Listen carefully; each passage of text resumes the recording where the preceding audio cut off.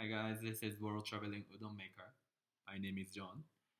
So what I've been doing is I've been traveling around the world, and every time I visit new country, I was cooking this type of noodle called udon from Japan.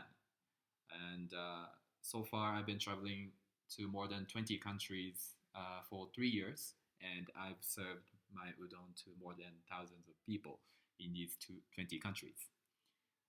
So today I wanted to talk about something about your dream.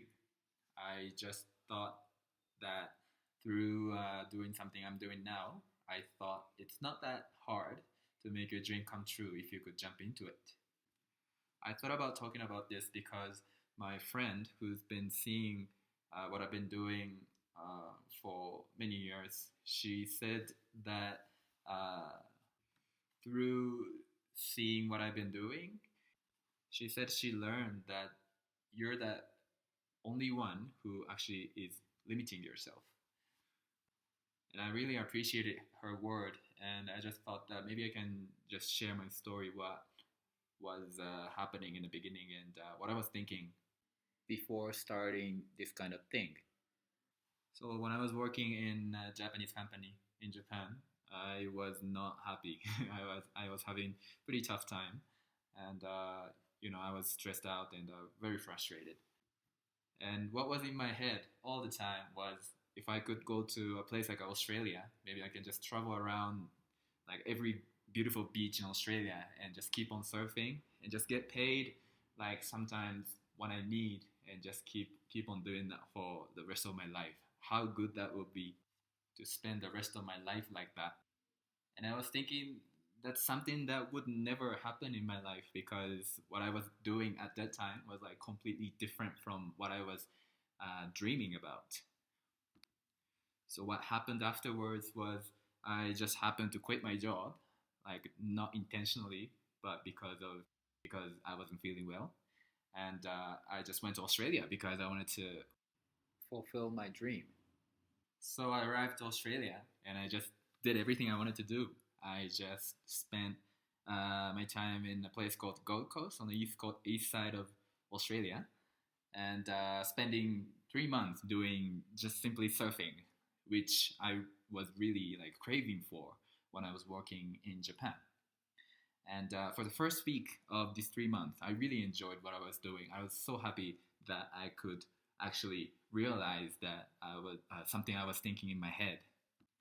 But afterwards, for the rest of 2 months or so, I was not really happy because, I mean, everything was great because everything was happening as I imagined in my head. But I started thinking, so what's the point of my life? So what is this? Like, what can I do for people? Like, I'm just surfing and I'm happy. Okay, that's okay. But like, there should be another happiness that I should follow. Something like maybe I can do something for people or use time for better society or something like that. Because what I was doing at the time was just fulfilling uh, whatever I wanted to do. It's a little bit like off topic. It's a different story, but I was not born in a rich family, but I was not born in a very poor family either. I grew up in a family that doesn't make me feel like, oh, I wanna have more food, or I don't have a place to stay or something like that. I was always like satisfied with whatever I had, and someone like me was just spending all my life just surfing to fulfill whatever I wanted to do. I just thought that would be so guilty. I should work for people, and I thought I should work for better society, better world. So I just quit surfing after 3 months or so, and something that came in at that point was udon for me. And now I came to this stage where I can cook for people, and I hope that this is helping the society in some way. And now, if I look back, when I was working in Japan, my dream was to go to Australia and just do surfing and something I like. And if I could travel around, uh, with that, how great that will be. That was my dream. And now what I'm doing is it's not about surfing, but I'm doing something I like, which is to cook for people and also to travel around. So I've never done something like, I'm not saying I'm a successful person. I've never had a world record or I've never been to Olympics or anything. But I feel like I'm being successful in a way because now I'm being able to realize what I had in my head a few years ago.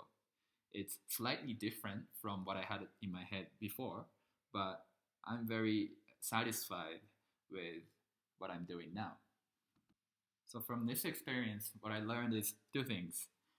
The first thing is once you accomplish your dream, another dream comes in and you'll keep having another dream to another dream.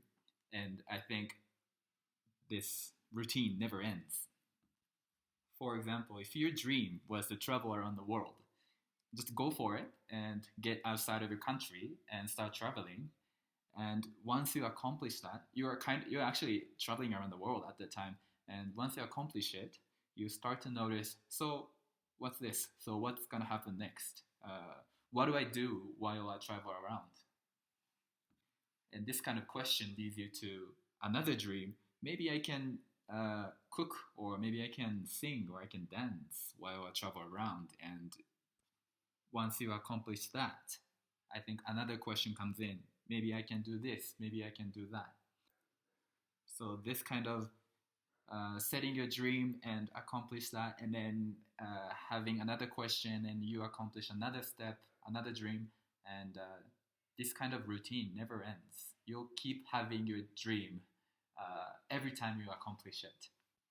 So what I want to say here is just don't get trapped by the first step, the first dream, because you think that first this step is so hard to accomplish.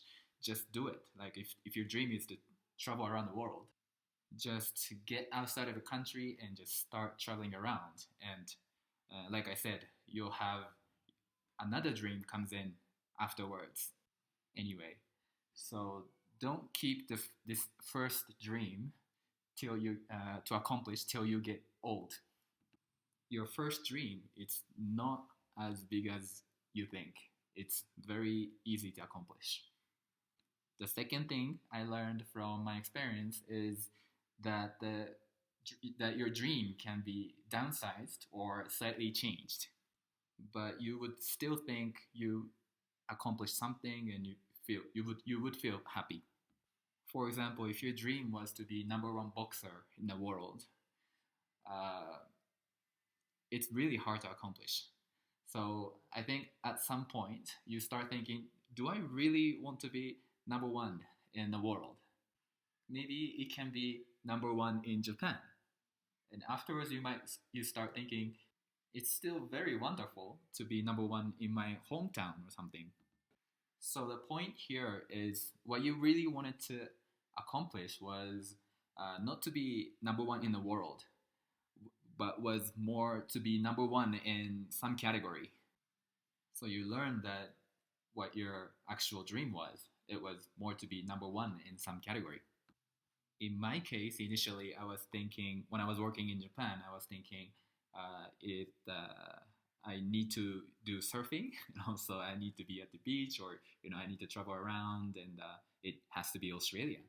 But I just noticed from like actually doing it, I noticed that it doesn't necessarily have to be Australia.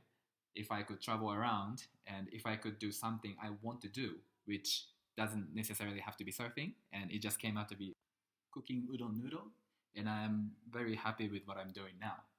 So what I can learn from my experience is I'm doing something like slightly different from what I had in my head initially, but I can still be happy with it because I learned that what I'm actually looking for is to do travel and also to do whatever I want to do while I travel around. So from these 2 points, I just think accomplishing your dream is not that hard because first, your first dream, you're just thinking this dream is way too big for you to accomplish it, but it's not actually that big. Second, you might not be accurately defining your dream. Maybe it could be downsized or slightly changed. So that's about it for today. If you have questions about what I talked about today, or if you have something that you would want me to talk about, please leave a comment. See you in other time.